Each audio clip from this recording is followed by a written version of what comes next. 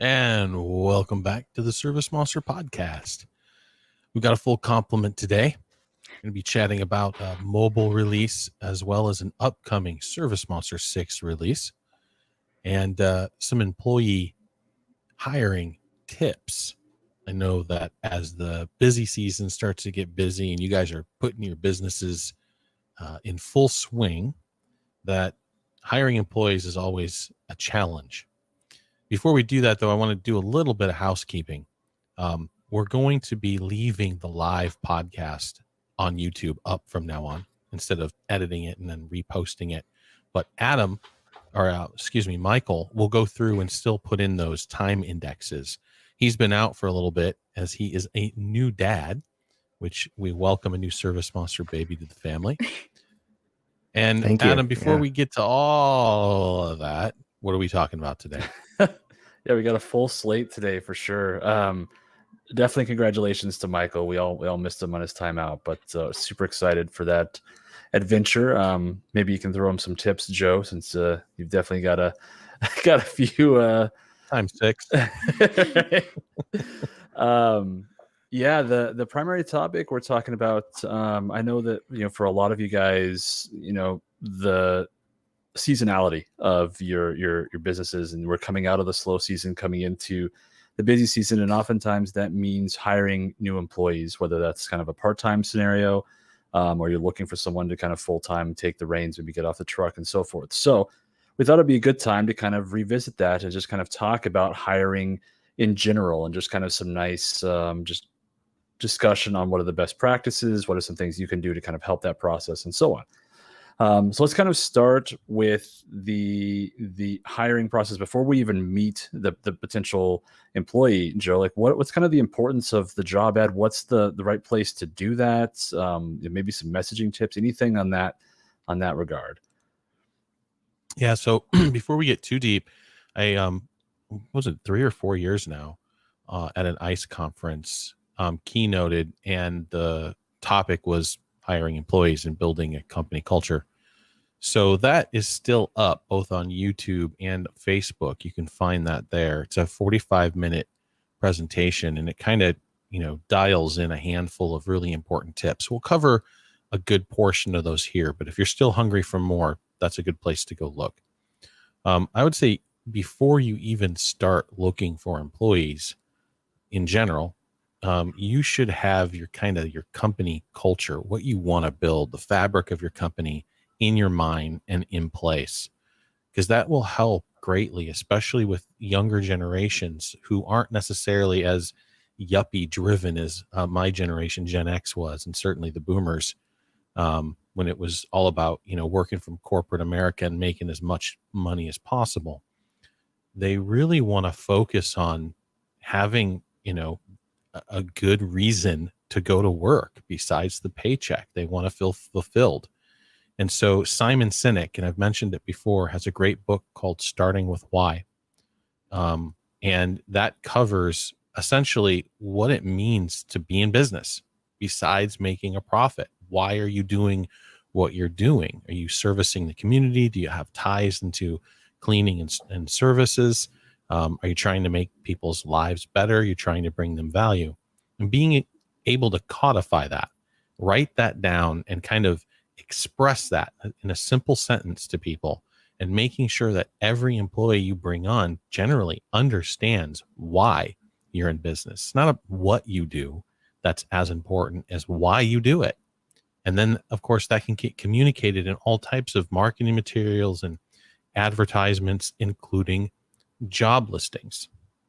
So once you understand why you're in business, something that you can rally people behind, you can start to really build that company culture. We're not asking a lot out of people when we're employing them. There's certainly, examples of where people have led others to war, to kill other people, against their best interests, personal best interests. And that kind of leadership, that kind of intention, you can translate that to some degree in a business.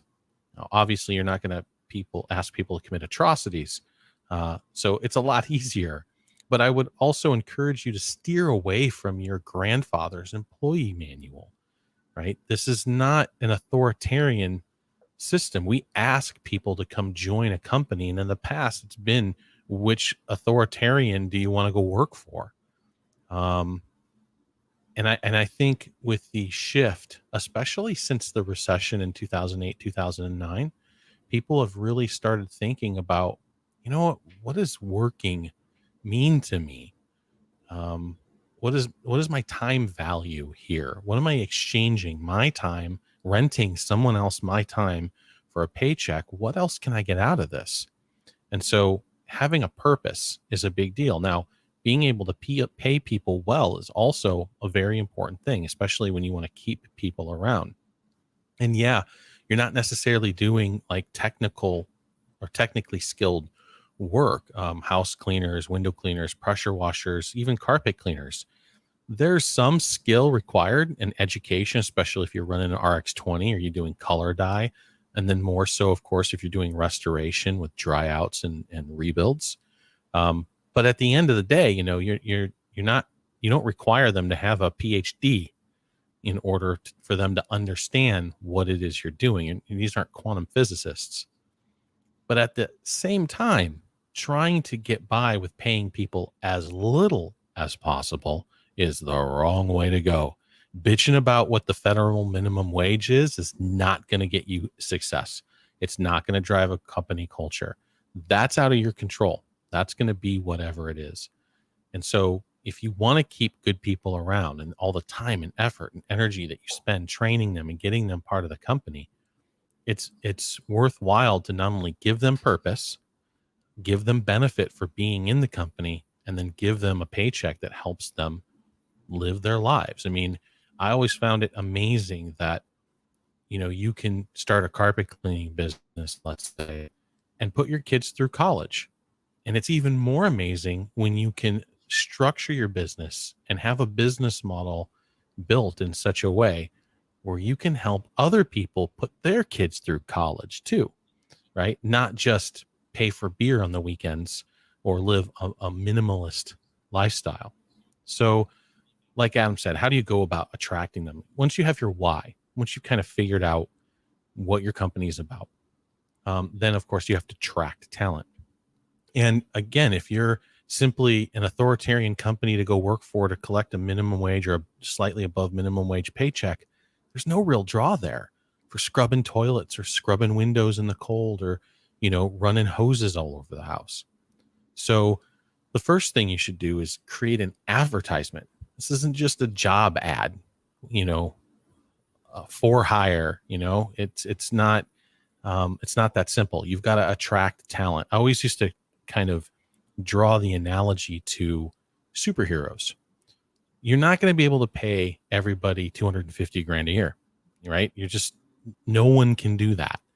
And so how do you get the best people? And I always used to say you get the best people by getting them before they're worth 250 grand.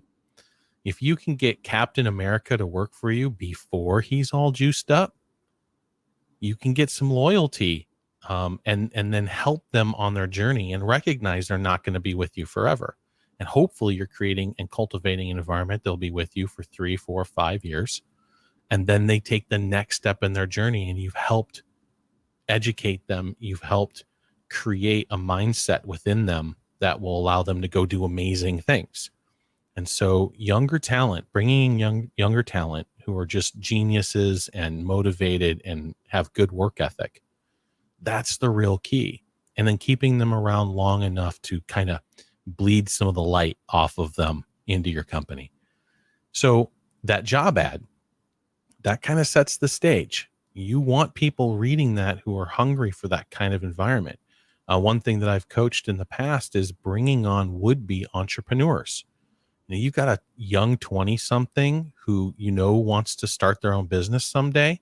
Man, you could do a lot with that by not only helping them push the wand and earn a paycheck, but also showing them behind the scenes a little bit. What's the business run like? What does it take to run a business? How can you get started? people are always scared about, yeah, but what if they leave me and go start their own competitive business? You know what? They're going to do that, or they're not going to do that. And you can't stifle your own growth in your own company for some fear that may or may not happen down the road. It's pretty rare that people will actually go and start their own business. And it's even more rare for them to just jump into the same industry that they were part of when they helped you grow your business.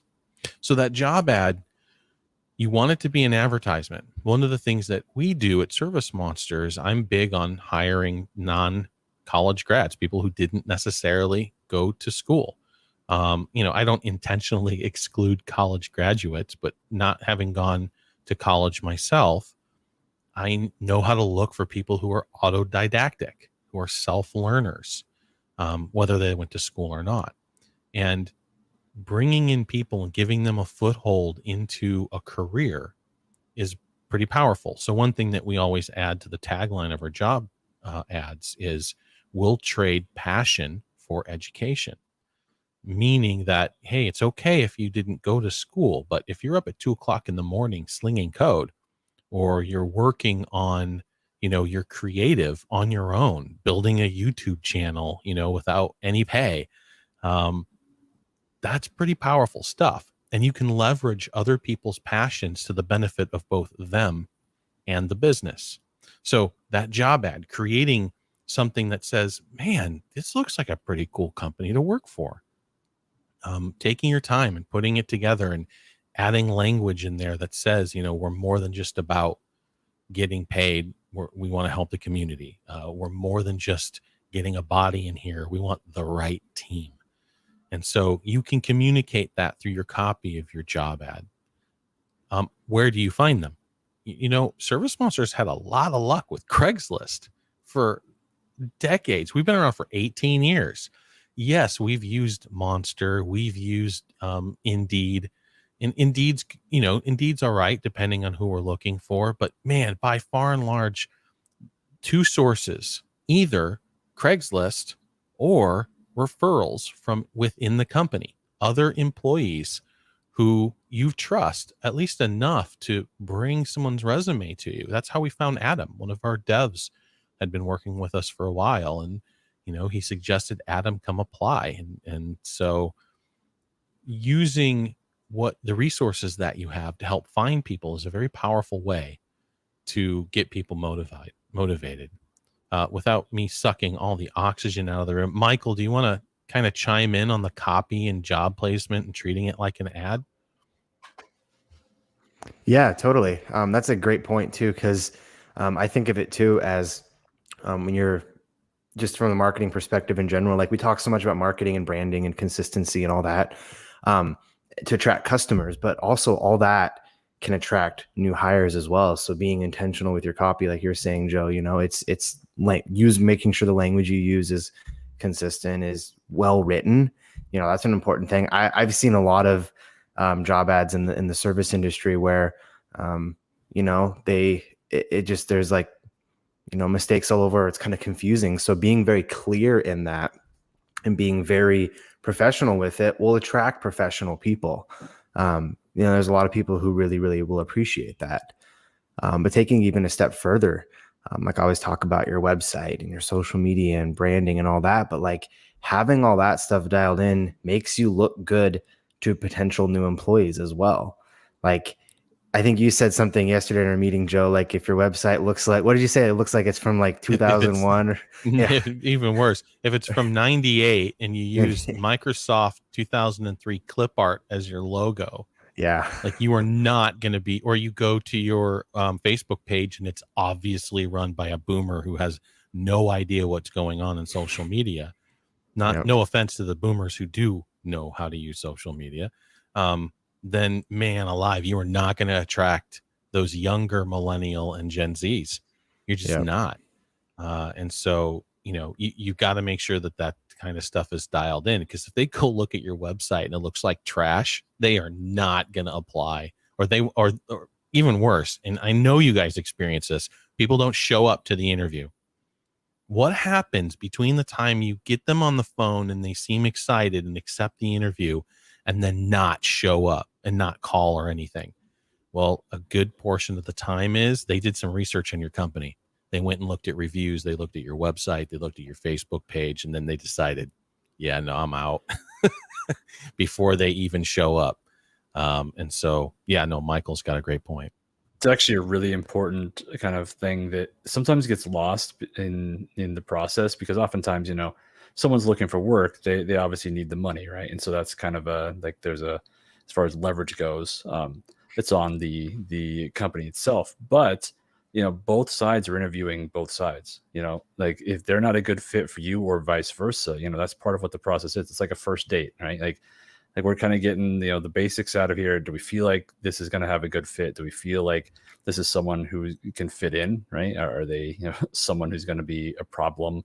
That's something you talk about all the time, Joe. Even if they're a phenomenal employee, if their attitude is kind of in the wrong place and they rub people the wrong way, that can be a larger detriment to employee morale than whatever gain they have from being a rock star employee. So this is kind of an important thing to note when you get to that process. Like, hey, have I put out a good light to make sure that I'm, getting that prom queen to come in here, right? So, yeah, I mean, to the point where like our last hire, we brought in a new CSR, Sue. So everybody say hi to Sue when you call in and get her.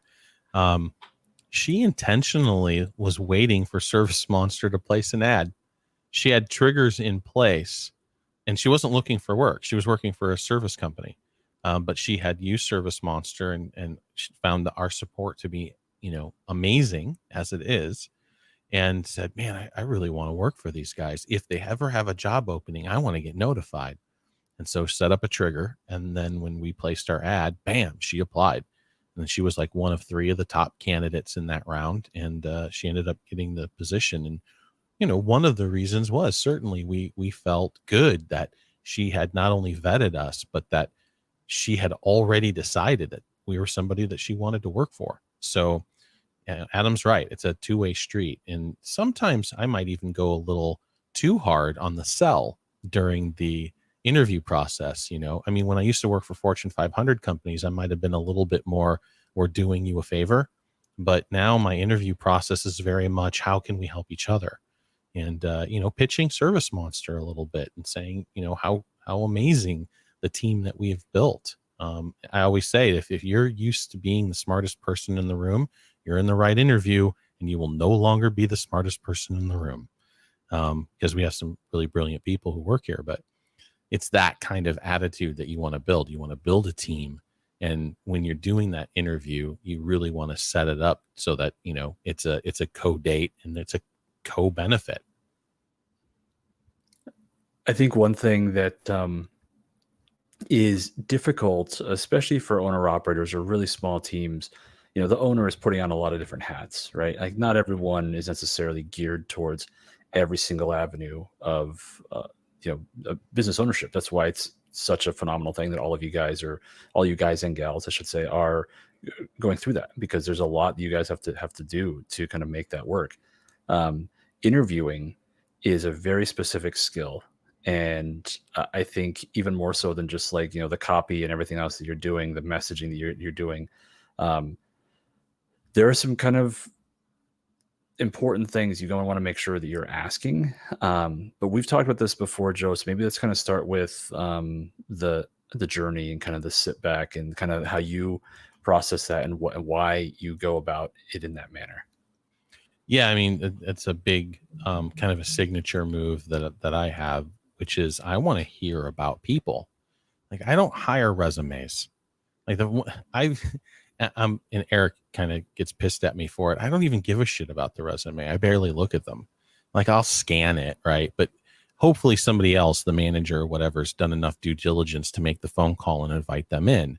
And I'll toss it. Like I'll throw it or I'll be ignorant to what they wrote down. So, I'll ask them questions and they'll be like, well, that was on my resume. I don't care about that. I want to hear it from you. So one thing that I'll do about halfway through the interview process, and you're 10, 15, maybe 20 minutes in, and you look them dead in the eye and say, tell me about you. I want to understand your journey. You can start somewhere in high school or maybe just after high school. Where have you been? What'd you do? You don't limit it to their job experience. Now, of course, you got to be careful. You can't ask a whole bunch of questions, related to, sexual orientation or marriage or kids or, religion, that kind of stuff. You want to stay away from that. But if they offer any of that information, that's just icing on the cake, right? And so it's really good to sit down and say, tell me about you. I want to understand your journey. And then shut the hell up. Like, don't talk. Let them talk. It's almost as important to hear how they tell that story as it is to listen to the story itself. For instance, if you're bringing in a salesperson and they tell their story, but they're kind of shy and meek and they're not very confident, that tells you a lot. Like, maybe this isn't for a sales position. Maybe this isn't someone that's going to work in that position, or you're hiring a CSR or a technician and they're too salesy, they're too confident or overly aggressive, or, tell you stories. I'm amazed 15 minutes in and they're telling their story, and then they start to feel comfortable to share stuff they might not have shared in just a question and answer environment. And one thing that always just throws a flag is they start talking about previous employers, right? It's like they're, instead of asking a question and they get an answer to, they're telling you part of their journey. And then they get in this, oh, in the last environment I was in, it was a good work environment, but my boss was kind of an asshole. And then you're shutting up and you're listening. And more often than not, when they start heading down that road, they can set up flares. It's like, ooh, was there really something, like, was it them? Because more often than not, it's them, not the environment, right? Especially if they're playing the blame game or pointing fingers. And so that could be a good tell. So listening to that story, staying away from anything that's, questionable, that would get you in trouble if a labor department got a hold of it and said, why were you asking these questions, right? And then letting them tell their story and then hushing up. And then afterwards, asking clarifying questions or stuff that probes, like, oh, you had mentioned that you were in a band out of high school, but then you kind of went off. I'm really interested in that. Like, what kind of music did you guys play? Like, did you do any gigs? Again, if it's for a sales position, maybe were they the leader in the band? Were they the ones talking to the promotion people trying to get the gigs? Like, all that stuff can be, tools that they put in their bag as they were going through this process. So clarifying that. And then at the end of the interview, and I've never worked for anybody who's done this, and this is a big one for me.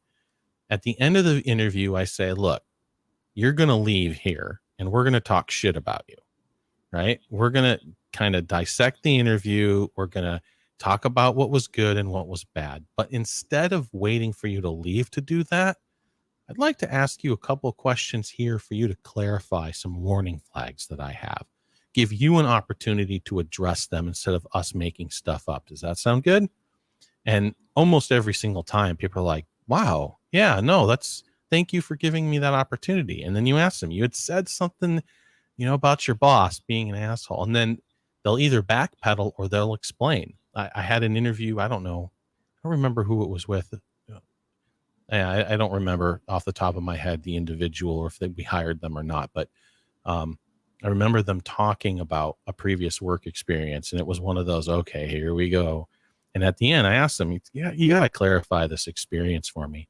And they didn't talk about it too much because they knew they had kind of misstepped. So they stepped away from it. And it turns out they weren't getting paid. They worked for 3 months without pay. And I went, whoa, that changed the story. Like, if I wouldn't have asked the question and they didn't tell me that before they had left, I would assume they were just another person who was playing the blame game and not taking any responsibility. But instead it flipped it 180. I'm like, they were loyal enough to stick around for 3 months without pay and not make a stink about it. Like, not only would we never do that, but the fact that they did that proved to me that they can be a loyal individual for the company. So I was dumbfounded by that. But again, that clarifying question at the end, hey, we're going to talk about you.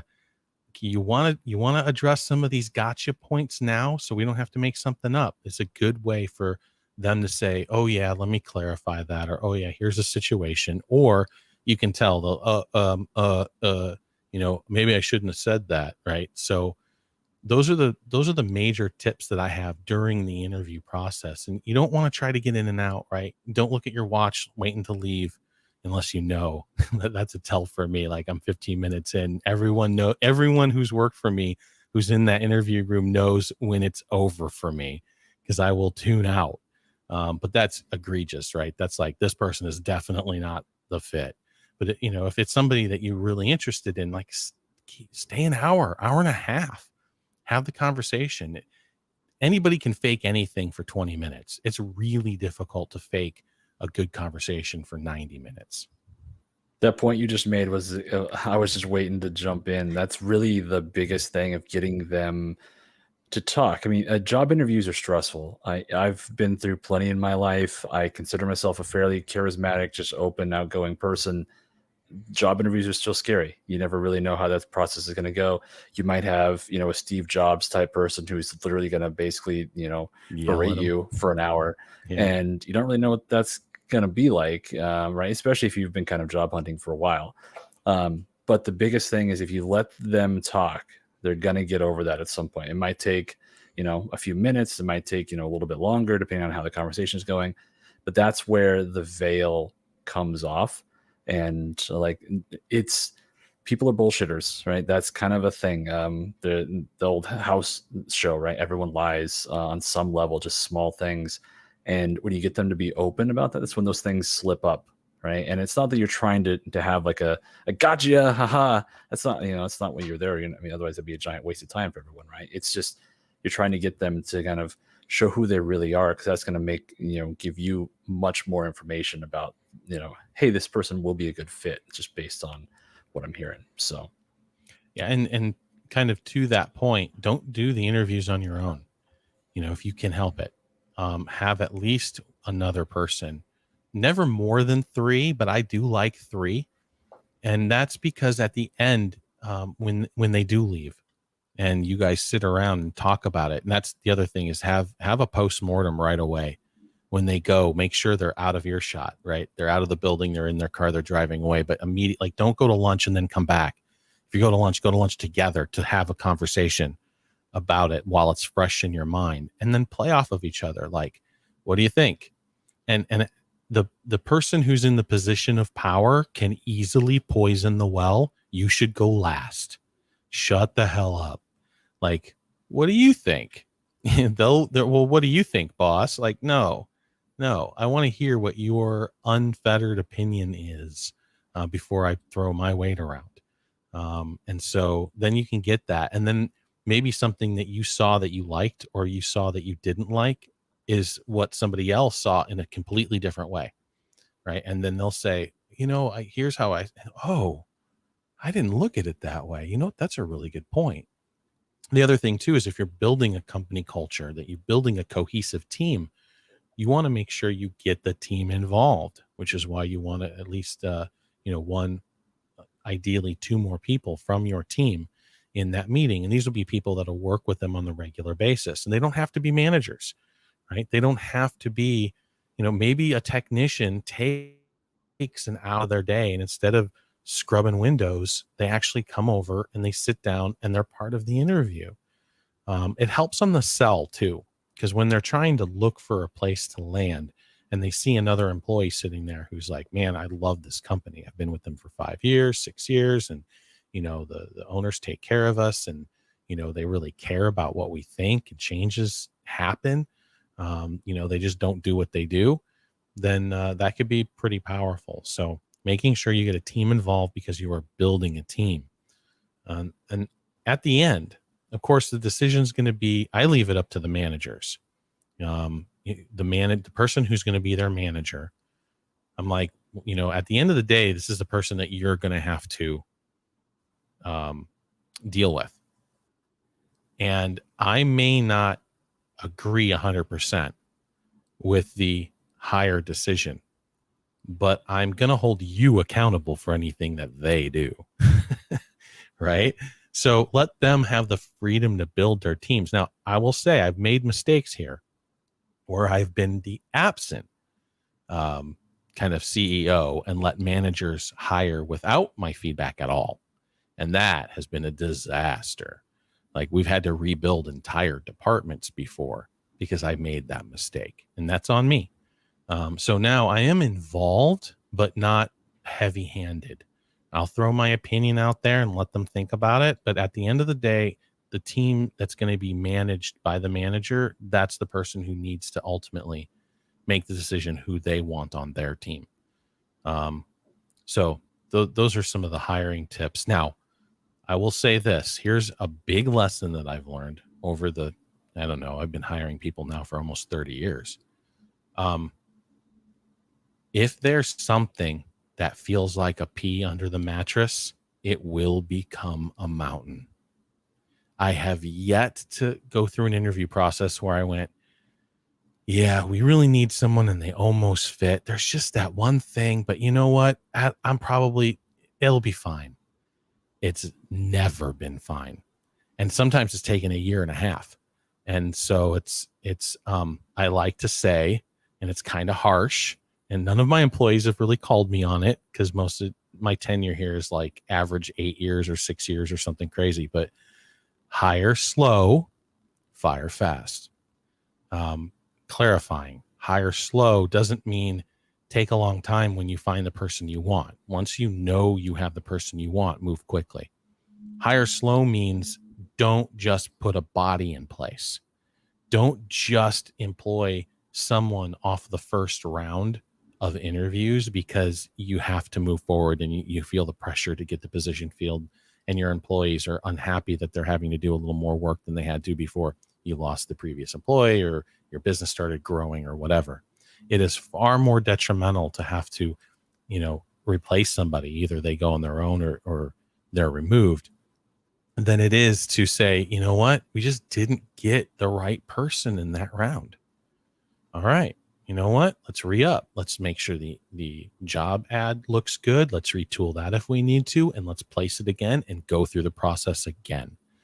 Our current sales and support manager, Kevin, phenomenal, man, so much upgrades.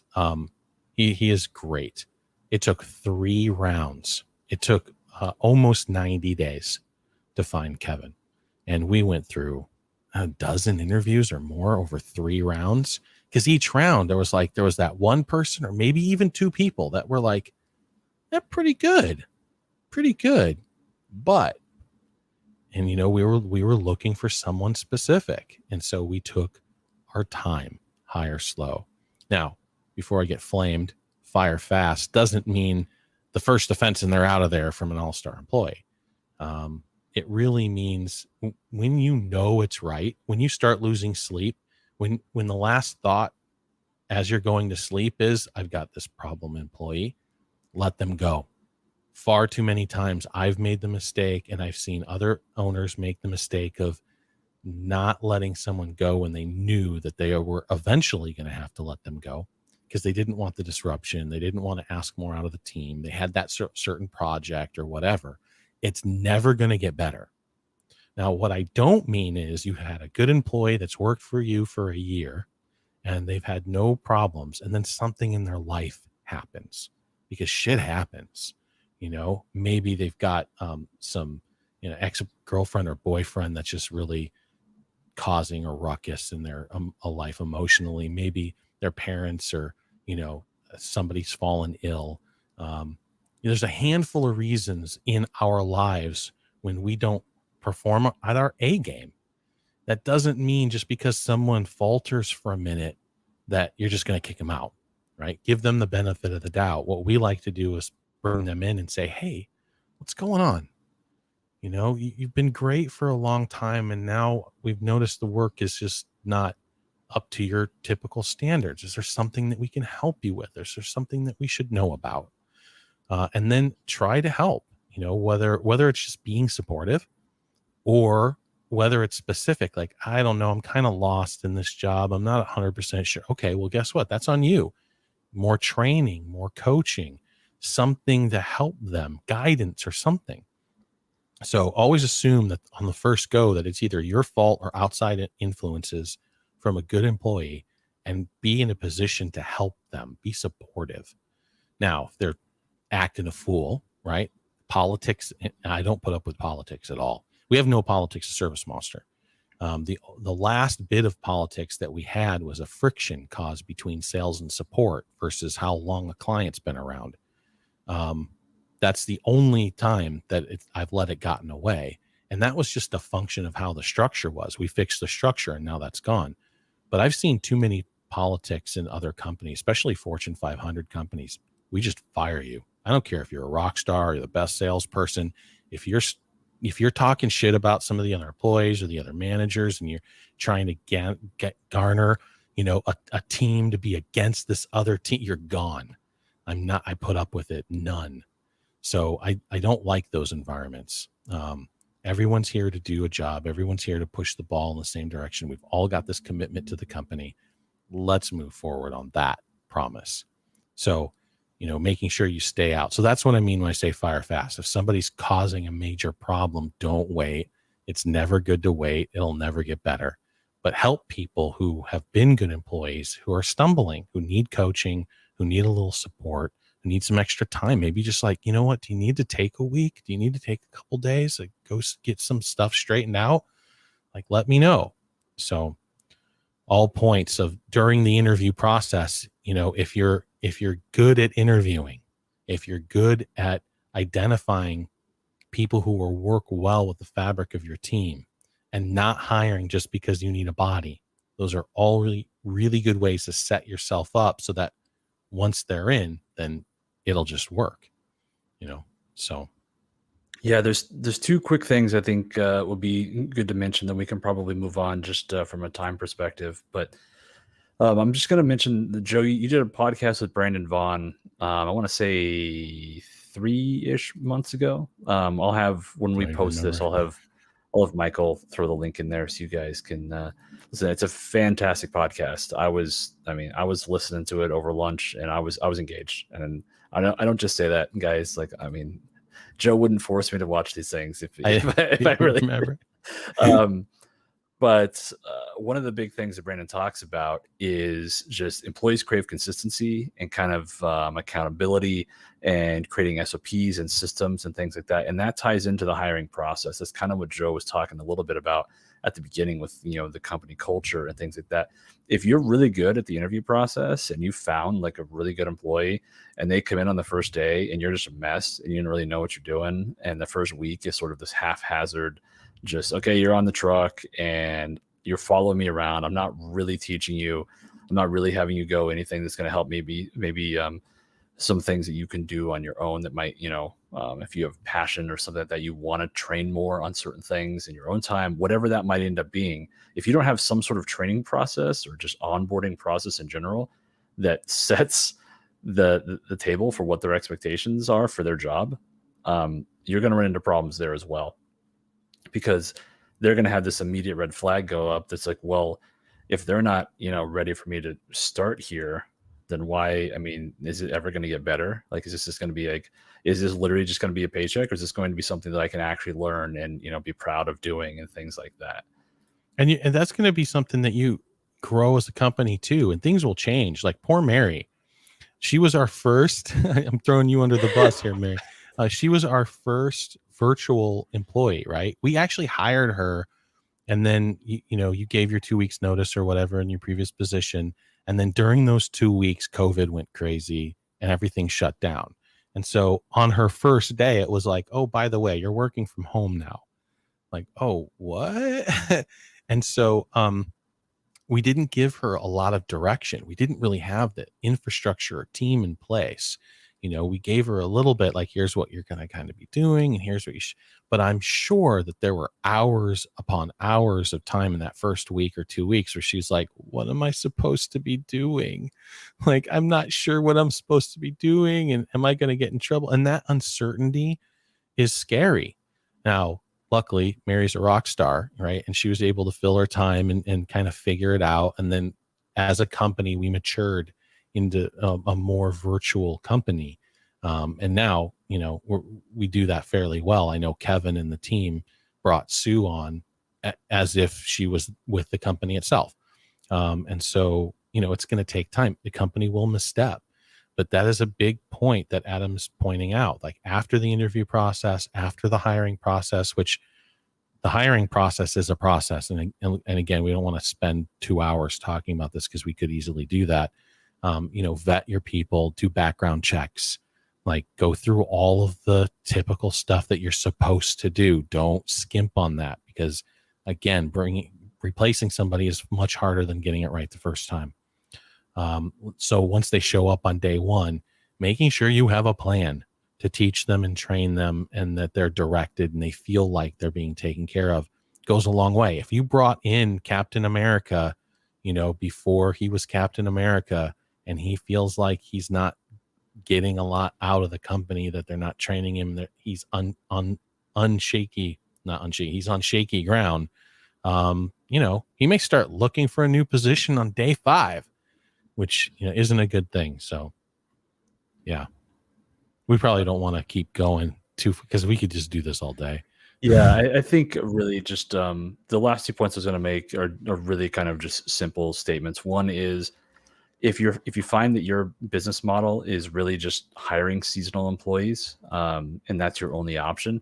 We've talked about this in previous podcasts. There are other things you can do to try to keep them on full time. I realize, not every situation is going to allow for that, and just based on your revenue stream and so forth. But if you can find ways to reduce turnover and kind of get them into that full time state, one of our local locations, Jay was the operations manager a couple years ago, and he did a presentation on this. Partly was just like, we really wanted to keep the technicians there year round. It didn't matter if we had a slow period. We wanted to find other things that they could do that would benefit the company. And that's tied into, the finding people's passions. We had a great podcast. Probably it's been at least a year now. Time's make believe. But we have that. I've seen that clip all over the place on Facebook where we talk about, leveraging your employees' passions. You might have someone on your team who's fantastic at, graphic design or just has an art background, or maybe they actually went to school part-time for marketing, or maybe they just have, that sales, capability. Like to take pictures. Or they like to take pictures. Exactly. You can, or they're literally just someone who understands social media and maybe you don't. And some of those things you can get them into a chair and have, start building a plan like, okay, hey, I'm not doing anything on Instagram or Facebook or whatever you want to target on the social media front. What's kind of something, do you have any ideas on how we could expand on this? And boom, I guarantee you a lot of them would have some great ideas right out of the box. So, and they'll be excited. That's, yep. You can imagine somebody working for you for 6 months, pushing a wand, scrubbing windows, scrubbing toilets, to all of a sudden now as a part-time thing, working on your social media because, they're good at writing a blog or, they have their own YouTube channel. Maybe they're TikTok famous, right? Now they're like, I'm so excited to go to work every day. And scrubbing the toilets, I'm happy because while I'm scrubbing the toilets, I'm thinking about pictures that I can do in order to, bolster our social media. And so leveraging people's passions, I found over my decades of hiring people is the surefire way to really build loyalty and keep people excited. So, yep. And then the last little bit too, I think it's always good to talk about especially when you're talking seasonal changes and things like that, part-time workers, being in Hell's Valley. If you feel like you're not quite to that point, but you really need to be at that point and you're not really sure how to get there, it might really be a great idea to not really be hiring an employee necessarily, but maybe looking at someone like a virtual office or something that can help you take the next step. And so the employee you're hiring is through essentially another company to get you through that Hell's Valley. And again, that's another topic we could talk about for probably hours. We have previous podcasts and such that talk about that. So, yeah, I feel like we should do a whole show on, dedicate the whole show to it, but we're going to be moving on now. So forgive us. Maybe we'll do a employee part 2, or we'll pick it up after the training. Yeah. So some ServiceMonster news. We had a mobile release that was out a week and a half or so ago, and we had a small issue that I'm sure some of you guys picked up on right away because it was very obvious. There's a visual issue for the very newest iOS platform where some of the newer phones just weren't loading certain icons. So basically, your save button wasn't there and so forth. And we immediately got that hot fixed. Appreciate all of your guys' patience on that. Also, big shout out to support. I know it was a stressful kind of 8 hours for them dealing with some of the calls and such there. But we did get the hot fix. So if you guys are having any issues, make sure you're on the newest version, which is 1.3.12. I went over the release notes, really the last 3 podcasts on that. So I'll just kind of skip over that to save some time. But we have our release notes on our help site. So guys, make sure if you're curious about what all of the little changes along with kind of the larger ones, make sure you check those out. That's help.servicemonster.net. On the desktop side, we've been teasing it for a little while, and it still isn't quite out, but we are close, is the Fill My Schedule self-help, or FMS. And we talk about this a lot. If you guys are newer and you don't really know what Fill My Schedule is, it is a direct mail program that's built for client retention. There's some other things you can do with it, but that's its primary purpose. Temp fold cards in an envelope. It gets sent out at certain intervals after you get work done to make sure you're retaining that relationship with the customer. And that's a super bare bones way of looking at it. That's what it is. For the longest time, this has all been a very manual process that we have. And recently in the last few years, we have added some online forms and things like that to collect your guys' information to help kind of speed up the process for our team to set these campaigns up. But I know everyone's really been wanting self-help. We obviously wanted to have self-help just from a resource standpoint, right? Just to help our staff internally. And it's almost here. So we've added a whole new process. If you don't have FMS, we actually have a better explanation of what that is, right? All of the ins and outs of what it is, why it's important, what the price is. We have all of the card designs on there listed. I know sometimes our users didn't even know what designs we had. So all of that's there for you guys to peruse. You can also set up your own 8-step program, or if you just want to make a quick kind of one-off, maybe you want to do a holiday campaign next year, you just want to get that set up, you can do that. We're going to allow you guys to add custom fronts with very specific kind of parameters. Joe and I teased that last podcast as well. You have to make the design elsewhere. We have a shout out to Ryan Kettering. He can help you guys if you aren't sure how to go about that process, or you guys could create your own. If you have something very specific with your branding you want to bring over, that's getting added to the pile. And if you guys have campaigns that you just want to change up for a month, maybe you have kind of an ongoing campaign, but for the fall months, you want to throw some Halloween related on there, or something maybe in the spring, you want to just change up the card fronts. You can go in for 2 months, boom, you change up those card fronts. You no longer have to email us in, don't have to call. Like, it's some huge changes. It's been a massive project on our end internally. We're excited to get it out to you. And there's other just quality of life things, right? Like getting you guys some of the ROI information where you want them, instead of jumping between the marketing campaign and the Fill My Schedule page, right? Just little things like that. We're just improving along the way as well. So that's kind of the teaser. Look for 6.6. Yeah. There's some other really cool things coming in there too.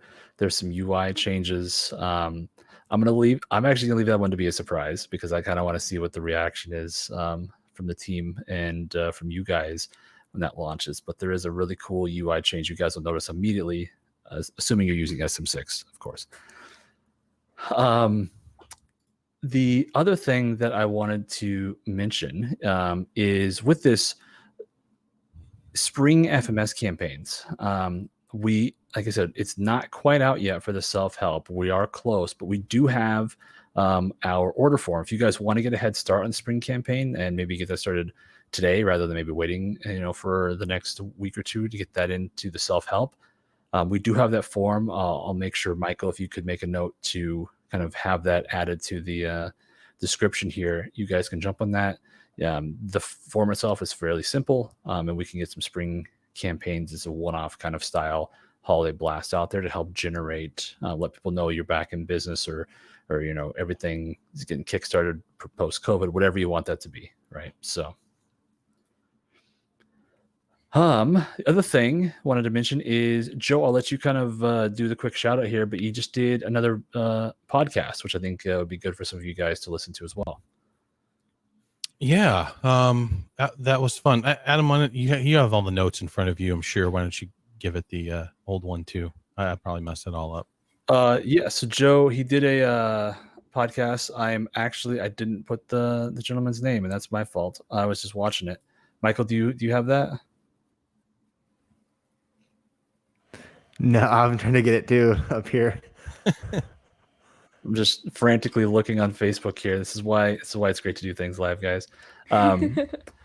Michael's gonna grab that, but yeah, we'll have the link. It's a really interesting podcast that talks about CRMs in general, just kind of why that is an important thing for a business to have. And yeah, it is fairly ServiceMonster heavy at some points, but it's not. Robert Lyon. There you go. Yeah, he's got a YouTube channel and a podcast. What really is the brains behind your company? We talked about CRM on his podcast. Let's see, what does he call it? I'll post a link to it too. It's just Robert Lyon. Yeah, he's got 1, 2, 3, 4, 5. He's 6 deep now, but he's had looks like Mark Kennedy, and I know he had Bill Yeadon on. So he's already gotten some heavy hitters on there, and he's just getting started. So go check that out. Yeah, some good stuff. Next, we have some SMUG posts. We actually have some great posts this week, and we also have a little show and tell with Mary. We'll kind of go through a few of those, get her some action in here. The first one came from Kim, and she was asking about security roles and wanted to know the difference between the technician role and the technician plus role. And Joe had replied with the articles. We have an article that just kind of goes through what the security roles allow and don't allow. And so we'll attach that here if you guys are curious, kind of maybe you have someone in the wrong role or just want to make sure the role they're in is what you thought it was. Yeah, you can always go to that help link to kind of see if maybe you need to up or downgrade a user's security role. The next one came from Nathaniel, and he was asking about if anyone uses the third-party services Jyngle or Hatch, which are 2 marketplace vendors that we have. And we're just kind of looking for some feedback. One of the things that I would say is that we have heard good things from both sides. They've worked on the marketing front. With Michael had a great kind of chance. He works with Hatch on webinars and such. Maybe we could link one of those if the users are interested. But both of them have great reputation from the customers themselves. And we also just wanted to shine a light on this because we want to see. These are great questions, right? We love the kind of just, hey, I've got a question. Do you guys have any feedback on this? Just sort of that general feedback loop in SMUG. We'll always kind of shine a light on that. And B, if one of you guys is a current user and, you saw that, maybe just kind of forgot to post or just weren't really feeling like posting, maybe go jump in there and give Nathaniel like some proper feedback. I'm sure he'd appreciate it. So. The next one came from Kin, apologies. They are looking to implement a service plan, which is basically a 12-month carpet spots and spill limited warranty. And so if you add Protector, they'll provide a spot clean service throughout the year where the warranty covers, for food and drink spill and just kind of things like that. The specifics don't really matter. What he was asking was sort of, what is a good way to go about tracking this, whether it's in ServiceMonster, whether it's outside of ServiceMonster. He's currently actually in our legacy software, and so we had a couple of funny posts about that too, about getting to 6. It's great. Which thank you, Dan, for throwing it in there. We always appreciate trying to get to the newer version. But I'm going to let kind of Mary show you guys what one of the comments was about.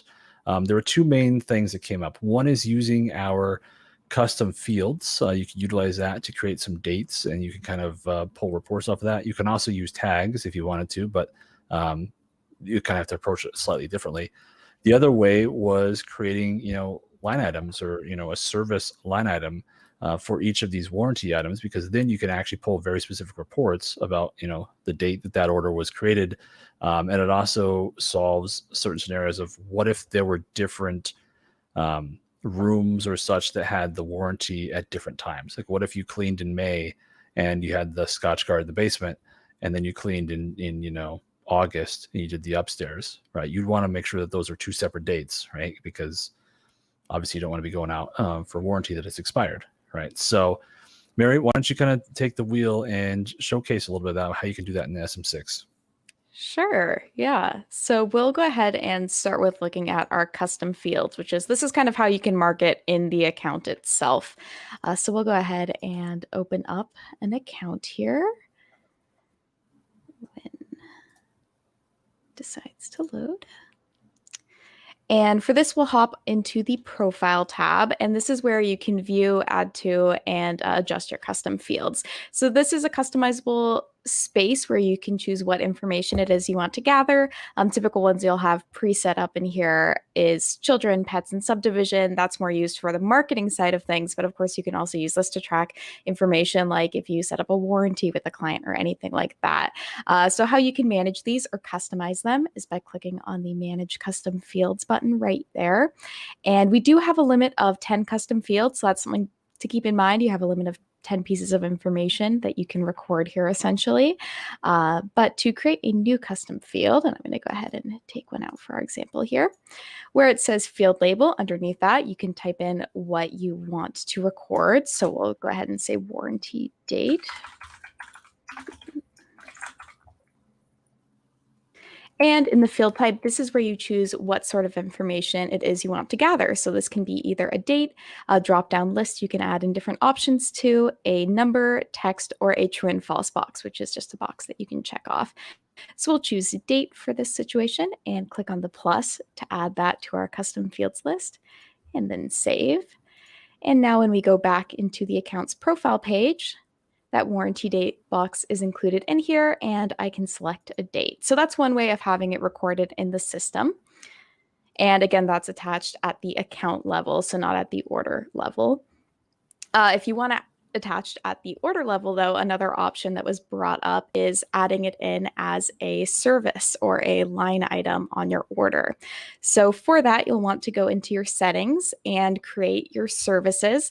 I think the example that was brought up in the comment was having one for including a warranty with the description of 1-year protection in that case, and then also having one that was warranty declined if they decided to decline it. So you can just set those up as line items that don't have any price associated with them.